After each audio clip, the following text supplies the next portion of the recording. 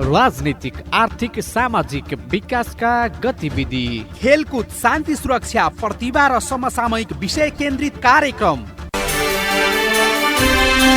जनचासो जनचासो मात्र राज्य टेलिभिजनमा।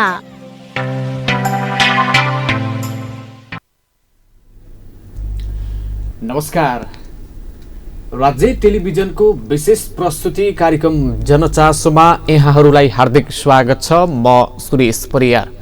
कार्यक्रम जनचासोमा रहेर हामीले कहिले राजनीतिक बहस, कहिले आर्थिक, सामाजिक, सांस्कृतिक, स्थानीय तहमा भइरहेका गतिविधि, शान्ति सुरक्षा, खेलकुद लगायत विविध विषयमा चर्चा परिचर्चा र सवाल गर्ने गर्दछौँ फरक फरक अतिथिको साथमा। आज नयाँ अङ्कमा आज हामी फरक विषयमा हामी समाहित हुन गइराखेका छौँ। यसका लागि आज हाम्रो स्टुडियोसम्म आइपुग्नु भएको छ सैनामैना नगरपालिकाका मेयर चित्रबहादुर कार्की। उहाँसँग रहेर विशेष गरी उहाँ निर्वाचनभन्दा पूर्व त्यो सैनामैना नगरपालिका कस्तो थियो र आइसके पछाडि के परिवर्तन भयो, हालसम्म आउँदा के उपलब्धि हासिल गरे, जनपक्षीय भएर काम भयो कि भएन भनेर हामीले ती प्रश्नहरू सँगसँगै विविध विषयमा हामी कुराकानी गर्न गइराखेका छौँ। मेयरज्यू, यहाँलाई स्वागत छ कार्यक्रममा। धन्यवाद। दिनहरू कसरी बिताउनु भएको छ? अहिले त असाढ मसान त आइरहेछ र आर्थिक वर्ष 77-78 को बजेट तथा कार्यक्रमका जति योजनाहरू थिए त्यो योजनाहरू सम्पन्न हुने चरणमा छन्। निषेधाज्ञाको कारणले हामीले सोचे जति काम गर्न हामीले पाएनौँ। तैपनि पूर्वाधार विकासतर्फका बढीभन्दा बढी प्रतिशत काम गर्ने प्रयास जारी नै छ। अब 78-79 को बजेट तथा कार्यक्रम पारित भएर अहिले हाम्रो इन्ट्री भइरहेको छ र पारित भएको एक हप्तामै अब 78-79 को बजेट खर्च गर्ने अख्तियारी पनि नगर प्रमुख हैसियतले प्रमुख प्रशासकीय अधिकृतलाई प्रदान गरिसकेको छु।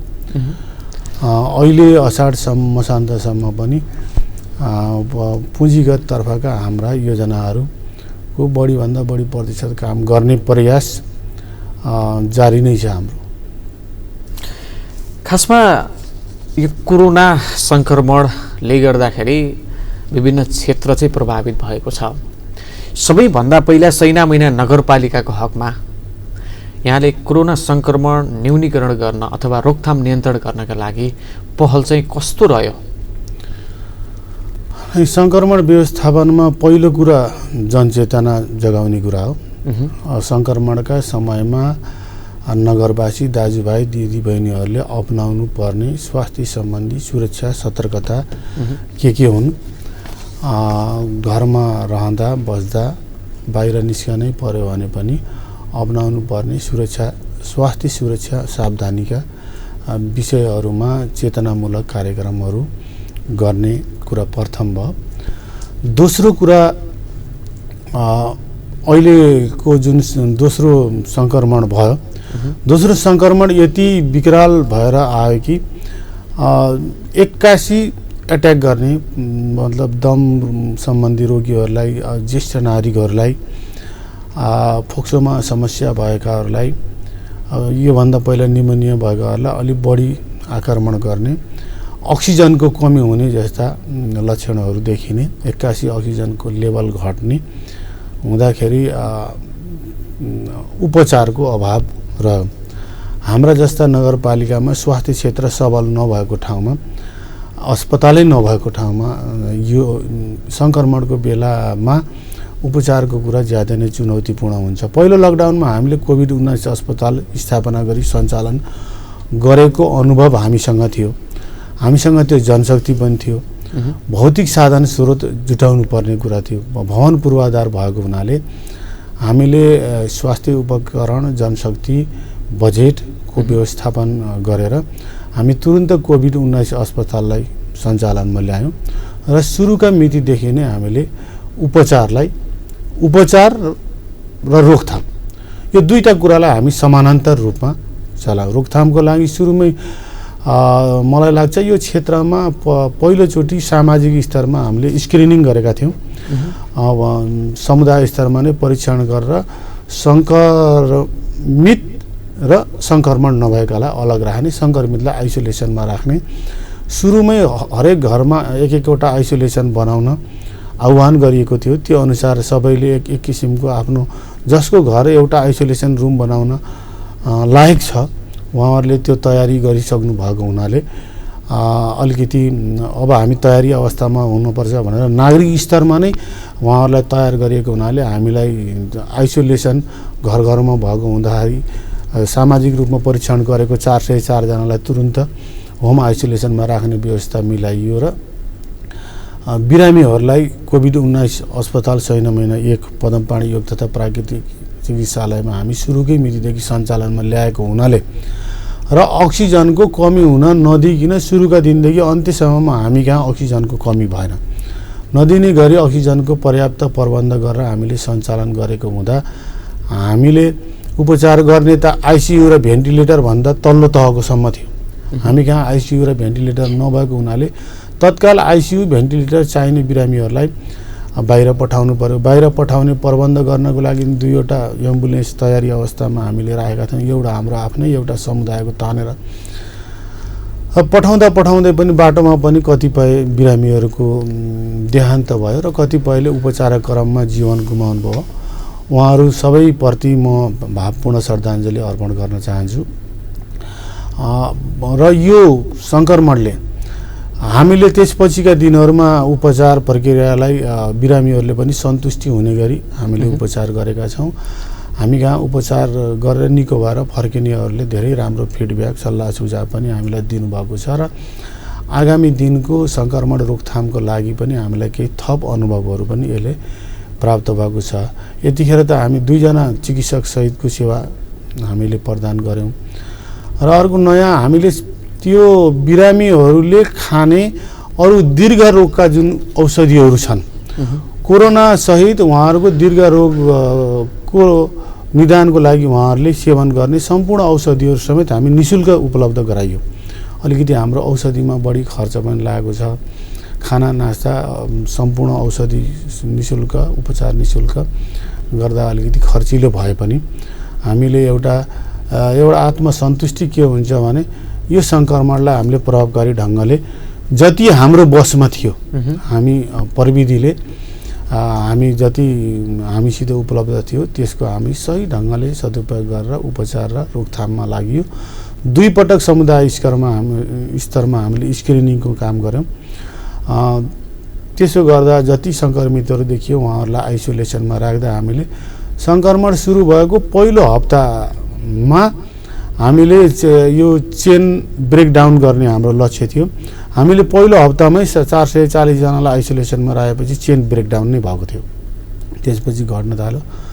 यस हिसाबले जुन सङ्क्रमण एउटा महामारीको रूपमा आयो यसको हाम्रो ठाउँमा मैले आफैले भन्दा त के हुन्छ तर एउटा सन्तोष लिन मिल्ने गरी हामीले त्यसको रोकथाम र व्यवस्थापन गरेका छौँ। मेयर साहब, अब यो कोरोना सङ्क्रमणले गर्दाखेरि अरू क्षेत्र प्रभावित भए पनि कतिपय नगरवासीहरू आर्थिक रूपमा पनि उनीहरू कमजोर छन्। उनी दिनमा काम गरेर साँझ छाक टार्ने पनि छन्। यो सङ्क्रमणले गर्दा त ती विपन्न परिवारको चुलोमा चाहिँ आगो बल्न सकेन कि अथवा रोगले भन्दा पनि भोकले चाहिँ मृत्युवरण गर्न बाध्य भए कि? पहिलाको लकडाउनमा हामी अनुभवहीन थियौँ, देशै अनुभवहीन थियो। त्यसो भएर लकडाउन घोषणा गर्न साथ उद्योग पनि बन्द, व्यावसायिक क्षेत्र पनि बन्द, विकास निर्माणका काम पनि बन्द, सबै क्षेत्रलाई बन्द गरेर सडकमा बेरिकेड खडा गरेर टोलमा भित्र पस्ने बेरिकेड खडा गरेर हामी बस्यौँ। त्यति मतलब त्यो हिसाबले काम गरियो। पछि लकडाउन लामो हुँदै जाँदा लकडाउनलाई कसरी व्यवस्थापन गर्न सकिन्छ, सङ्क्रमणलाई कसरी न्यूनीकरण गर्न सकिन्छ त्यस सम्बन्धमा हामी सबैलाई धेरै नयाँ अनुभवहरू रहे। अघिल्लो लकडाउनको समयमा पनि हामी कहाँ केही विकास निर्माणका कामहरू चलेकै थिए। केही एक दुईवटा विकास निर्माण कार्यक्रमका कामहरूलाई हामीले एउटा परीक्षणको रूपमा सञ्चालन गरेका थियौँ, सफलताको पूर्वक त्यो सम्पन्न भएका थिए। यसपटक रूपन्देही जिल्लाभरि नै लकडाउनको समयमा विकास निर्माणका कामहरू बन्द भएनन्।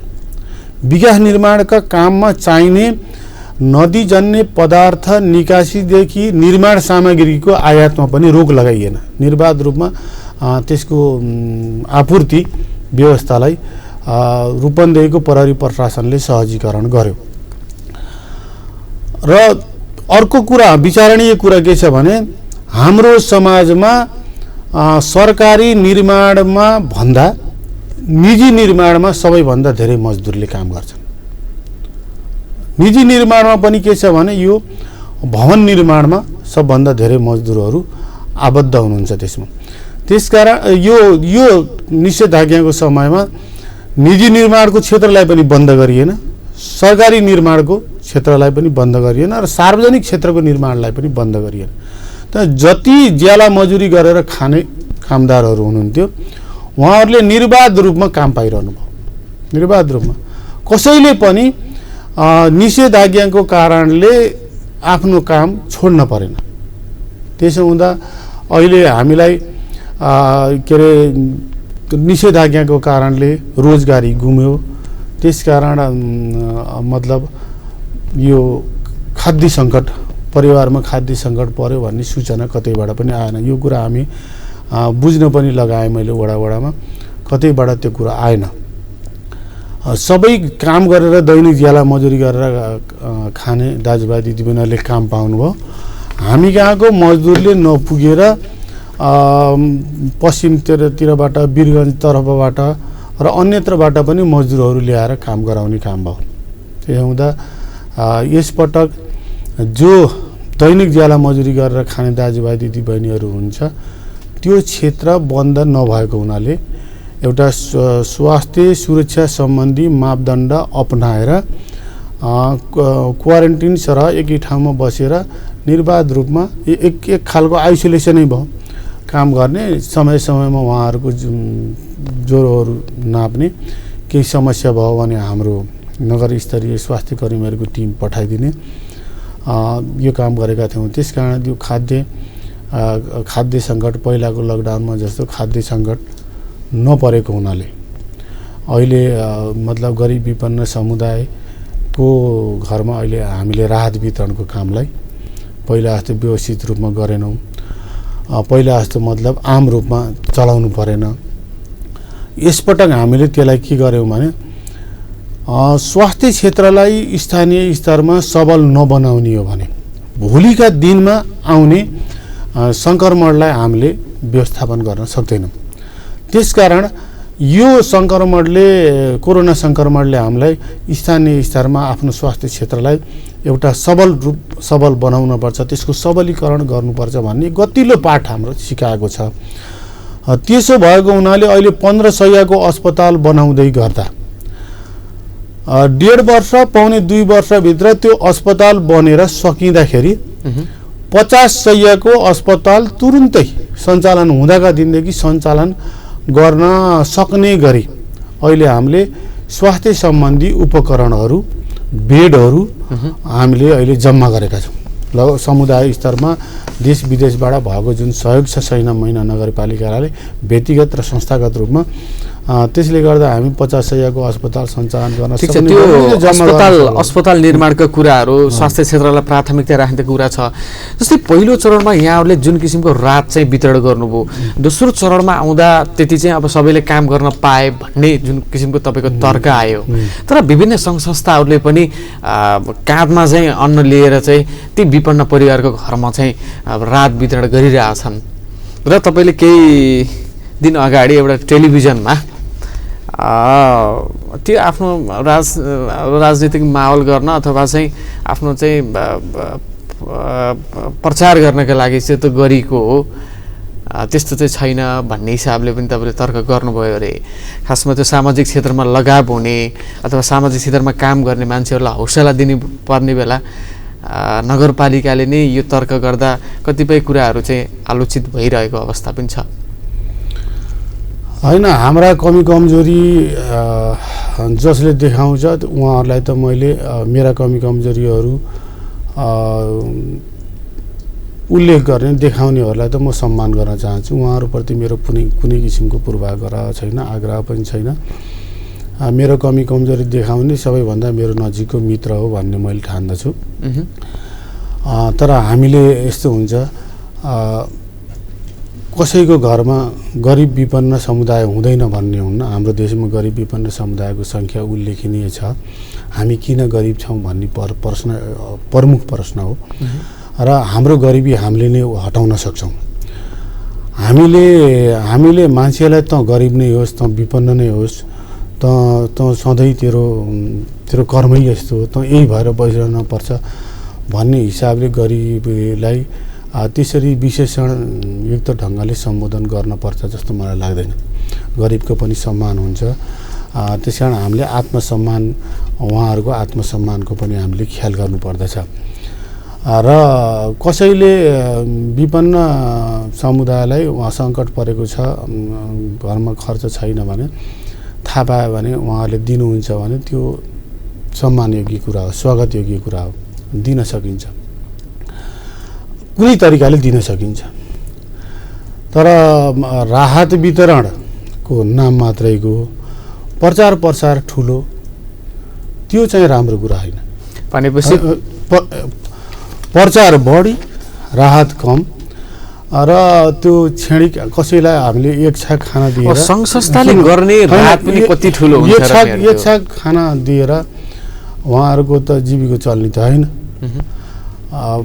हामीले 10 जना परिवारलाई अब राहत लैजाऊ भन्यो भने घरमा खर्च भयो भने लैजान्छन् नि त। वर्षभरि खाना पुग्ने स्टक त कतिजनाको घरमा छ र? आखिर काम गर्नुपर्छ, कमाउनुपर्छ, ल्याउनुपर्छ, खानुपर्छ, त्यो नै त हो नि सामाजिक दिनचर्या।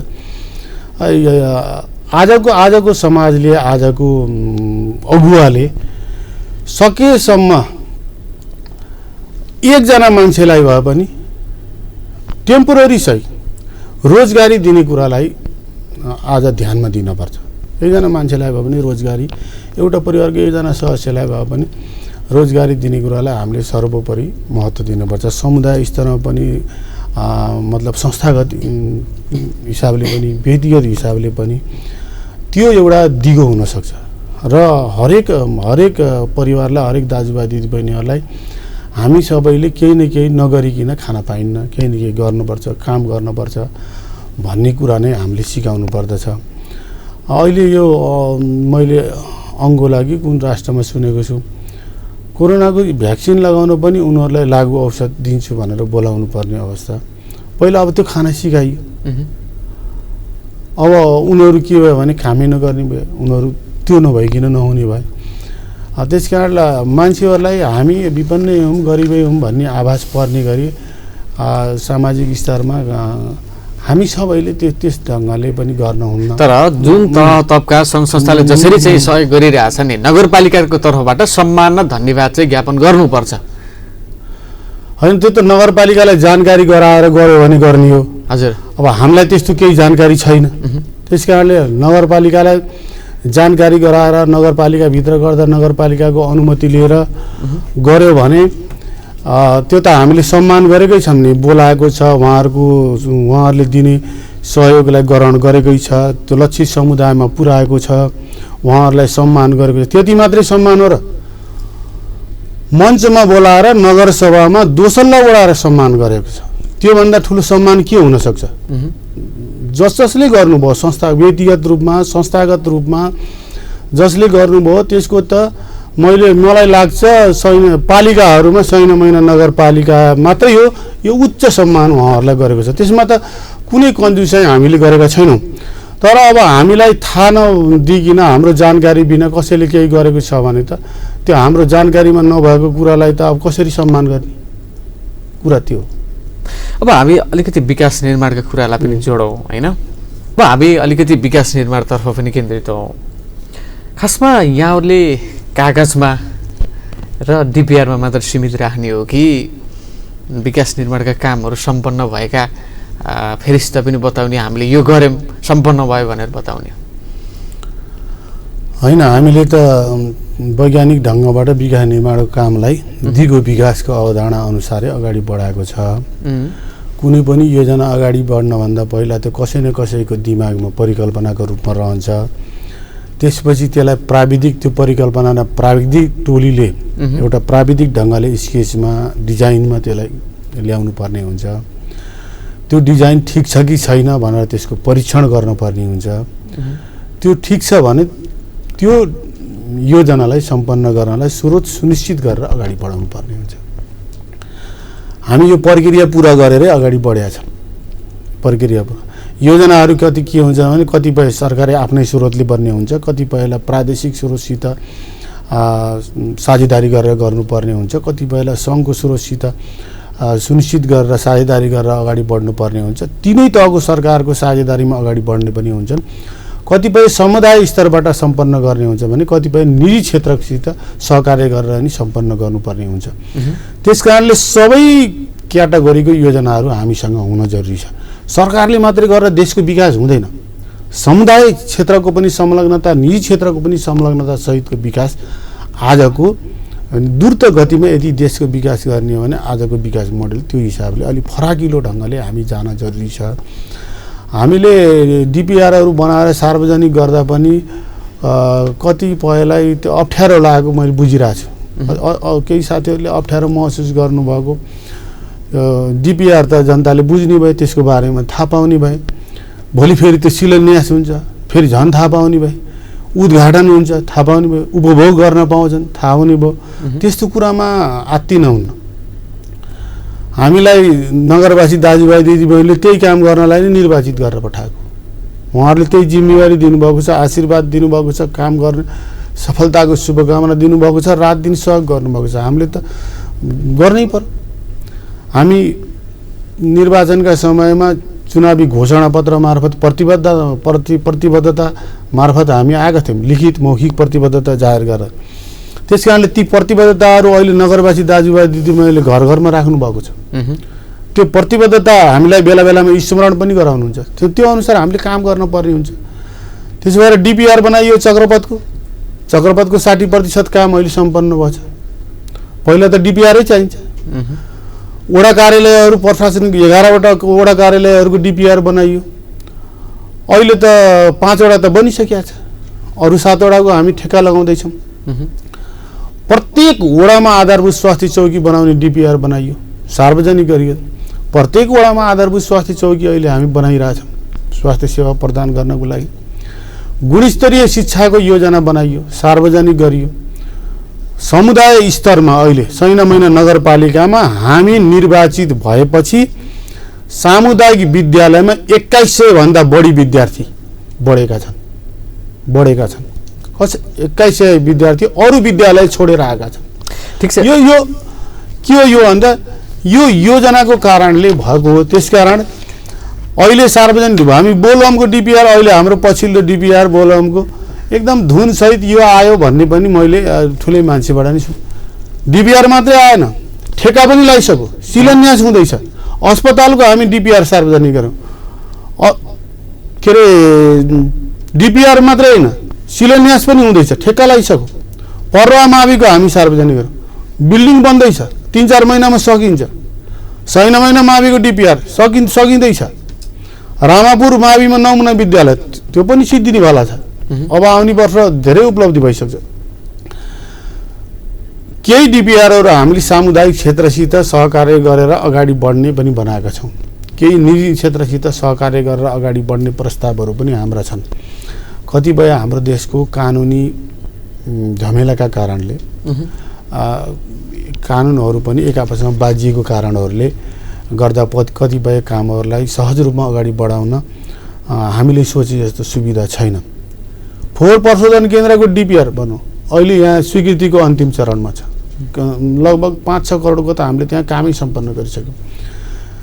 यसकारण पहिला परिकल्पनामा हुन्छ, त्यसपछि योजनामा हुन्छ, त्यसपछि त्यसको डिपिआरमा हुन्छ, त्यसपछि त्यो निर्माणमा जान्छ। वैज्ञानिक विकासको वैज्ञानिक यो पद्धति मतलब तरिका नै यही हो र दिगो विकासलाई हामीले सर्वाधिक महत्त्व दिएका छौँ।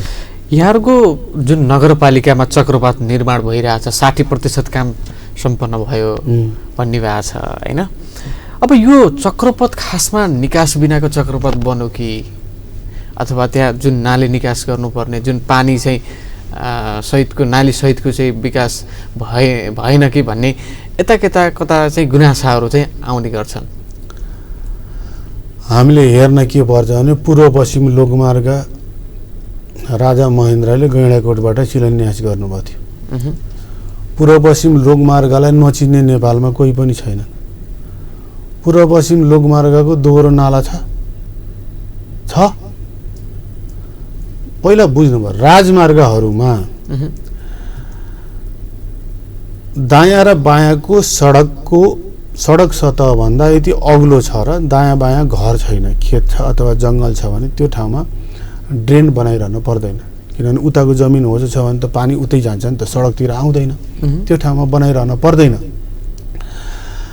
जुन ठाउँमा दोहोरो घरहरू छन् र दायाँ बायाँको जमिन सडकको उचाइभन्दा अग्लो छ, त्यस्तो खालको भूसतह छ, त्यो ठाउँमा यदि नाला बनाइएन भने सतहको पानी सडकमा आएर सडक बिग्रन्छ। त्यसकारण त्यो सडक निर्माण गर्दा नै नालाको आवश्यकता पर्दछ।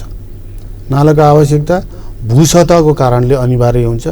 नालाको आवश्यकता दायाँ बायाँ दोहोरो घरहरू भएको बस्ती भएको कारणले गर्दा अनिवार्य हुन्छ। त्यस्तो ठाउँहरूमा चक्रपथमा ड्रेनको व्यवस्था गरिएको छ। अरू खेतमा कुनै मतलब जङ्गलमा यस्तोमा पर्यो भने त्यो ठाउँमा सामुदायिक वनमा त्यस्तोमा पर्यो भने वरपरको भूसतहभन्दा अग्लो छ भने त्यहाँ बनाइरहनु पर्दैन। त्यो त एउटा विज्ञ मान्छेहरूले डिजाइन गर्ने हो नि त। जुन ठाउँमा सडक निर्माण गर्दाखेरि सडकको सुरक्षा र सडकको दिगोपनलाई आवश्यक पर्ने संरचना पनि डिजाइनमा हुन्छन्। सडकको दिगोपनलाई अपरिहार्य नभएको डिजाइन डिपिआरमा उल्लेख गरिएको हुँदैन। यो कुरा हामीले बुझ्न र छुट्याउन पर्दछ। छैन महिना चक्रपथको ट्र्याकै खुल्दैन भन्ने पनि हुनुहुन्थ्यो। ट्र्याक खुलिसकेपछि यो फिलिङै हुन्न भन्ने हुनुहुन्थ्यो। फिलिङ भएर सकेपछि यो ग्राभेल हुनै सक्दैन भन्ने थियो। मलाई कतिले फोन गरेर ग्राभेल सजिलै हुन्छ, ग्राभेल अहिले सबै स्तर उन्नत भयो, कालोपत्रै हुन्न भन्ने थियो। कालोपत्रै पनि सुरु भयो। पुलै बन्दैनन् भन्ने थियो। एकैचोटि 7वटा पुल बनाउनु पर्ने छ, 5वटा त अहिले बनिरहेछ, 2टा अझै बनाउनु छ। यी पनि ठेक्का निक्ल्यो। यसकारण कुनै पनि कुरा नयाँ सुरुमा आउँदाखेरि सबै त्यसका विरुद्धमा हुन्छन्। त्यो नबुझेको कारणले त्यो नयाँ वस्तु स्थापित हुँदै जाँदा, त्यसलाई बुझ्दै जाँदा सबै त्यसको प्रशंसक बनेर बरु जसले नै होडबाजी पनि चल्न थाल्छ। यसो हुँदा चक्रपथ त धेरै ठुलो, एउटा नगरपालिकाको लागि चक्रपथ धेरै ठुलो महत्त्वकांक्षी योजना हो। किनभने त्यसको ट्र्याक खोल्न नै अहिले हाम्रो देशमा धेरै गाह्रो छ। हामी त धेरै सफल भएका छौँ। आउने वर्ष यो चालु आवाको अषाढ मसान्तसम्ममा, चालु आवा भनेको 78-79 को, अहिले त हामी 77-78 छौँ। 78-79 को अषाढ मसान्तसम्ममा चक्रपथ 41 किलोमिटर लगभग 45-46 किलोमिटर, त्यसको 53 किलोमिटरमा पूर्ण रूपमा कालोपत्रे भइसक्ने। अहिले पनि स्ट्रक्चरको कामहरू गर्नुपर्ने छ कतिपय ठाउँहरूमा। हामी लगभग 20 करोड रुपियाँको थप स्ट्रक्चर निर्माण गर्नुपर्ने, नालाहरू निर्माण गर्नुपर्ने कुराहरूको थप बजेट पनि हामीले मागेका छौँ र त्यो काम पनि यो वर्ष सम्पन्न गरिनेछ। मेयर साहब, एउटा जिज्ञासा पनि, जनताको प्रतिनिधित्व हुँदै म बोल्छु, यो विकास निर्माणको काम चाहिँ गर्दा ठ्याक्कै असार नै कुर्नुपर्छ किन होला? असार कुर्न पर्दैन। असार हाम्रो जनताले 12 महिना चाहिँ विकास निर्माण भइदिए हुन्थ्यो भन्ने हुन्छ। असाढ मसान्त हाम्रो आर्थिक वर्षको अन्तिम महिना हो। त्यसले त दिगो विकास होला र? अन्तिम महिना हो। अब हामी सबैको बानी के परेको छ भने अलि अन्तिम भएपछि बढी कसिएर काम गर्ने। यो हाम्रो लगभग यो समाज स्तरबाटै यस्तो खालको यो खालमा एउटा अभ्यासमा हामी छौँ। बजेट त टेन्डर त काम त साउन टेन्डर निक्लेको हुन्छ, भदौमा निक्लेको हुन्छ, हरेक महिना निस्केको हुन्छ नि। हरेक महिना ठेक्का गएको हुन्छ। कतिपय बहुवर्षीय हुन्छन्, कतिपय साल बसाली हुन्छन्।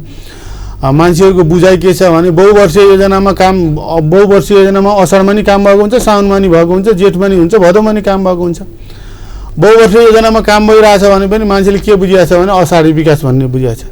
त्यो त लगातार 2 वर्ष 3 वर्ष काम हुने योजनाहरू पनि हुन्छन्। कतिपय योजनाहरूमा के छ भने समय सन्जरी पछि गरौँला भनेर बस्ने अनि अब लास्टमा हतारिने। उपभोक्ता समितिको पनि त्यस्तै छ, उपभोक्ताको पनि त्यही छ।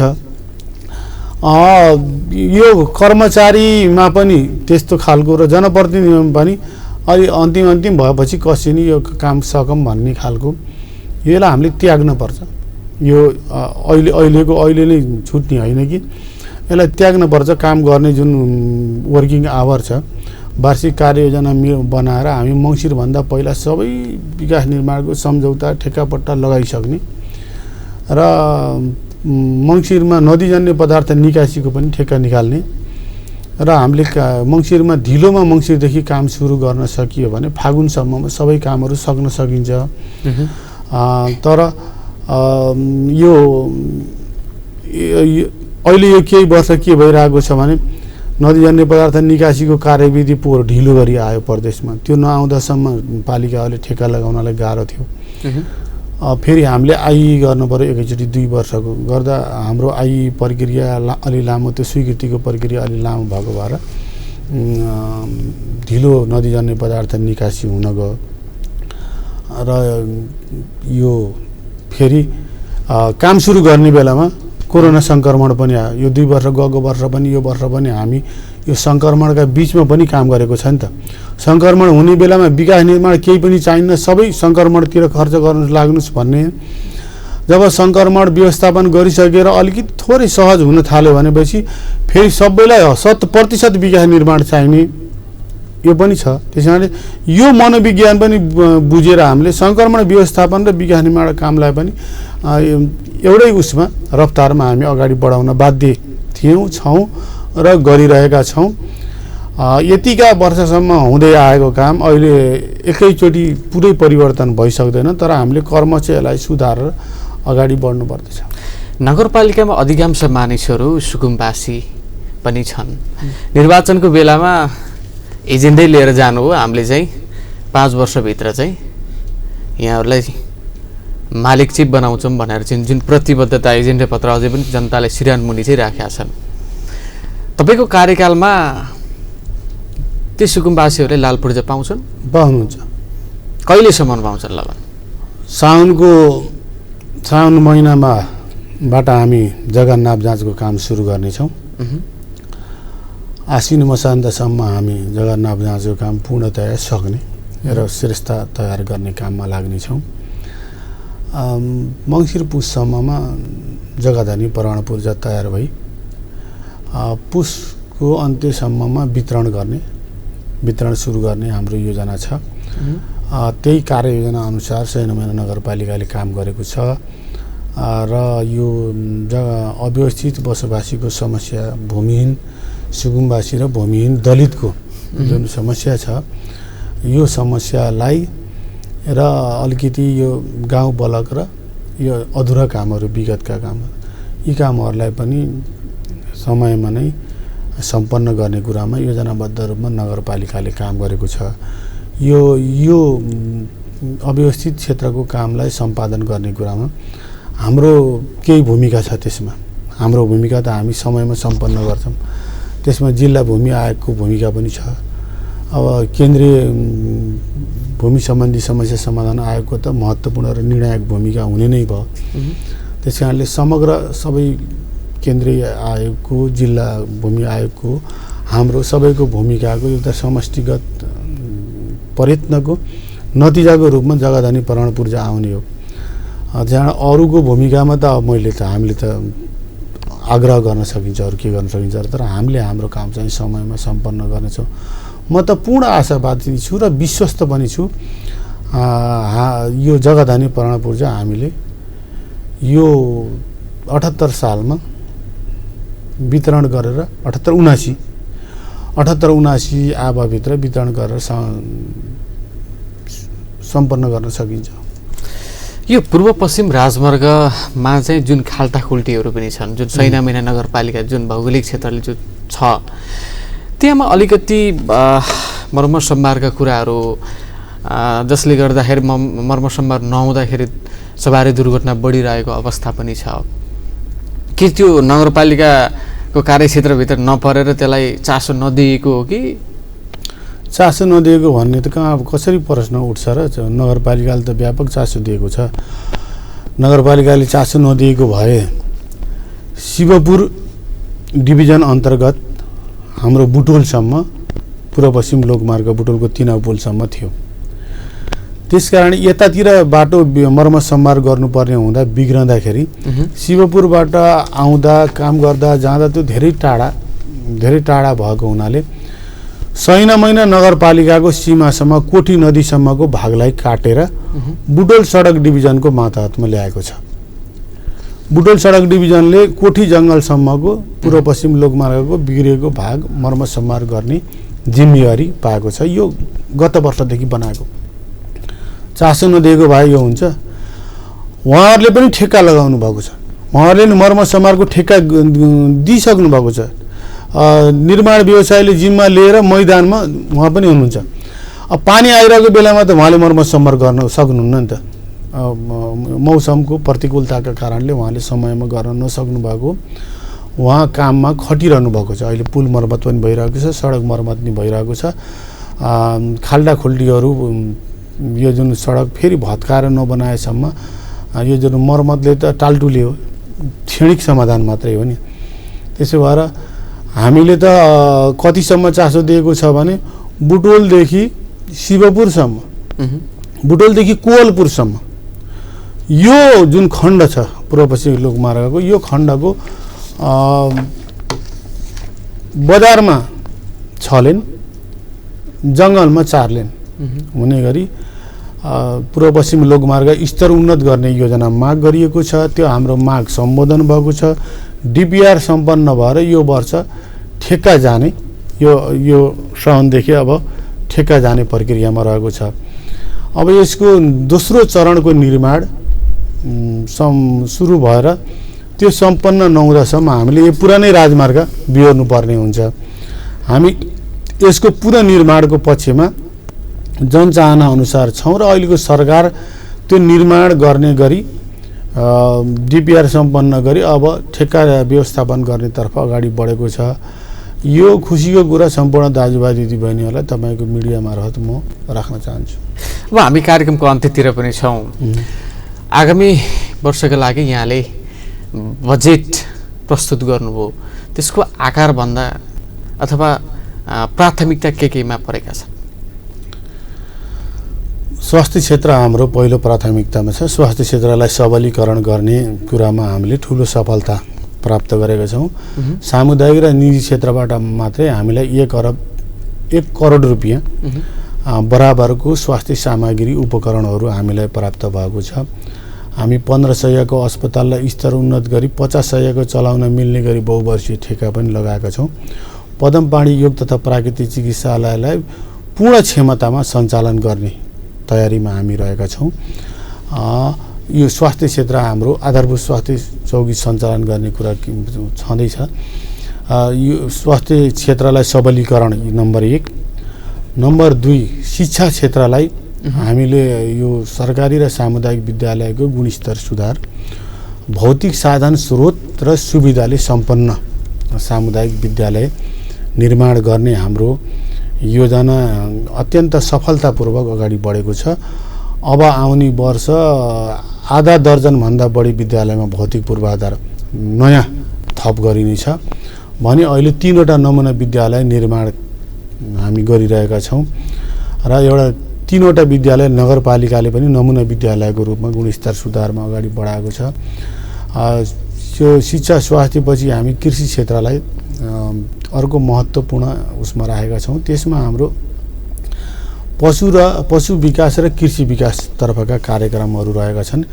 कृषिको आधुनिकीकरण, कृषिको यान्त्रिकीकरण, प्राविधिक ज्ञानको हस्तान्तरण दिने र नयाँ प्रविधि यो आइपिएम पाठशालाहरू वडामा सञ्चालन गरेर कृषि प्राविधिक सहजकर्ता समुदाय स्तरमै तयार गरी एउटा सहजकर्ता मार्फत अरू किसान दाजुभाइ दिदीबहिनीहरूमा प्रविधि हस्तान्तरण गर्ने कार्यक्रमलाई हामीले प्राथमिकतामा राखेको छ भने 50% लागत साझेदारीमा अनुदानका कार्यक्रमहरू पनि प्रशस्त हाम्रो भएकै छ। पूर्वाधार विकास त्यसपछिको प्राथमिकतामा छ। हामी कहाँ ठुला आयोजनाहरू पनि सञ्चालन हुँदैछन्, जस्तो 500 बिघामा जग्गा एकीकृत गर्ने जुन ल्यान्ड पुलिङको ठुलो परियोजना हामी नगर विकाससित मिलेर सञ्चालन गर्दैछौँ।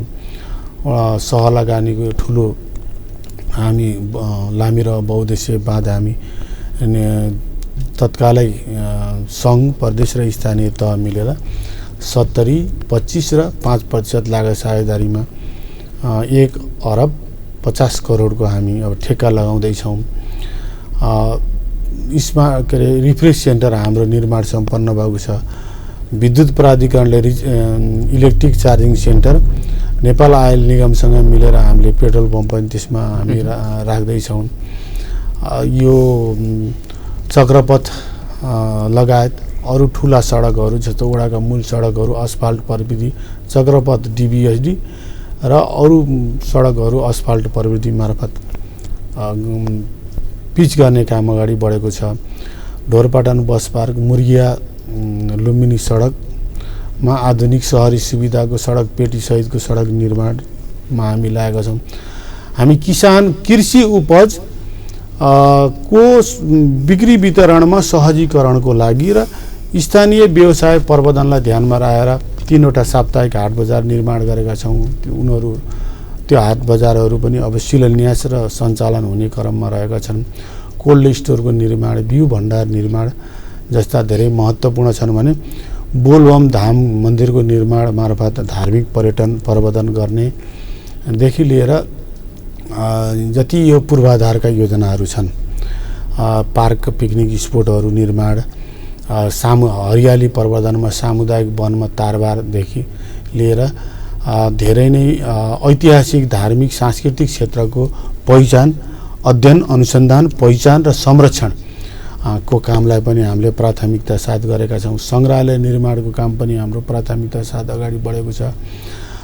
यो हामी युवा परिषद गठन गरेर युवा परिषद मार्फत युवाहरूका आवश्यकता, युवाहरूको पहिचान, युवाहरूको समस्या सम्बोधनमा हामी चासो दिएका छौँ। बालमन्त्री सुशासनयुक्त नगरपालिका निर्माणलाई हामीले ध्यान दिएका छौँ।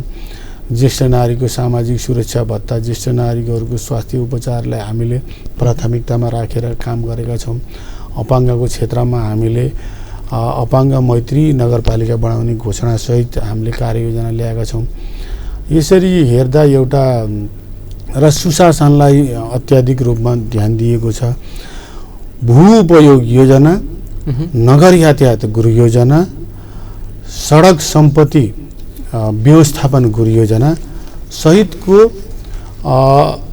प्रत्येक घरमा डिजिटल हाउसहोल्ड नम्बर र गुगल कोड नम्बर सहितको एकदम फुल्ली नगरपालिकालाई पूर्ण रूपमा डिजिटलाइजेसन गर्ने गरी नगरपालिकाको यो समग्र नगरपालिकाको गृह योजना हामी श्रावण महिनामा सार्वजनिक गर्दैछौँ, जसले 200 वर्षदेखि 500 वर्षसम्म छैन महिना नगरपालिकालाई गाइड गर्नेछ। यहाँ दूरदृष्टिका साथ छैन महिना नगरपालिकाले एउटा सुव्यवस्थित सुविचारित वैज्ञानिक ढङ्गले आफ्ना नीति योजना र कार्यक्रमहरूलाई अगाडि बढाएको छ। यो समय, यो 5 वर्षको कार्यकाल छैन महिना नगरपालिकाको समृद्धिको आधार जग बसाल्ने वर्षको रूपमा धेरै पछिसम्म दाजुभाइ दिदीबहिनीहरूले स्मरण गर्नुहुनेछ। त्यस हिसाबले अहिले हामीले यो कामलाई व्यवस्थित रूपमा अगाडि बढाउने हाम्रो प्रयास भइरहेछ एकदम दिनानुदिन। यो टिमलाई यतिका धेरै सफलता कसरी प्राप्त भयो भन्ने पनि मान्छेलाई जिज्ञासा हुनसक्छ। अलिकति आत्मविश्वासका साथ यस्तो कसरी भनिरहनु भएको छ भन्ने कुरा नि हुनसक्छ। हामीलाई राजनीतिक दल, सङ्घ संस्था, नागरिक समाज, टोल विकास संस्था सामुदायिक संस्थाहरू आम नगरका दाजुभाइ दिदीबहिनीहरूको साथ समर्थन सहयोग निरन्तर रहेको छ। यस कारणले कर लगाउने कुरामा पनि हामीले सर्वसम्मतिले काम गरेका छौँ। हरेक कुरामा हामीले सर्वसम्मतिले सबैको मनोविज्ञानलाई बुझेर हामीले यो कामलाई अगाडि बढाएको हुनाले यस खालको सफलता हाम्रो नगरपालिकाले प्राप्त गरेको। यो कार्यक्रममा आइदिनु भयो, अमूल्य समय अनि विचार राखिदिनु भयो, यसका लागि धेरै धेरै धन्यवाद ज्ञापन गर्दछु। हस्, मेरो र सैनमैना नगरपालिकाका सबै जनप्रतिनिधि साथीहरू समग्र नगरपालिकाको तर्फबाट हामीले सैनमैना नगरपालिकामा रहेर दाजुभाइ दिदीबहिनीहरूको प्रतिनिधिको रूपमा जुन सैनमैना नगरपालिकाको समृद्धिको लागि जुन काम गर्ने एउटा हाम्रो तर्फबाट प्रयास भएको छ, त्यसका बारेमा हाम्रो तर्फबाट कुरा राख्ने अवसर दिनुभएकोमा राज्य टेलिभिजनको सम्पूर्ण परिवारलाई र तपाईँलाई म धन्यवाद दिन चाहन्छु।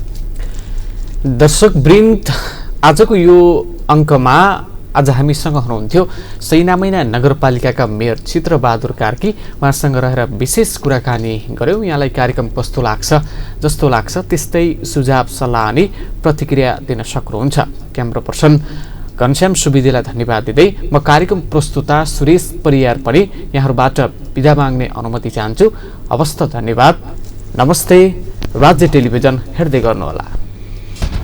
राजनीतिक, आर्थिक, सामाजिक विकासका गतिविधि, खेलकुद, शान्ति सुरक्षा, प्रतिभा र समसामयिक विषय केन्द्रित कार्यक्रम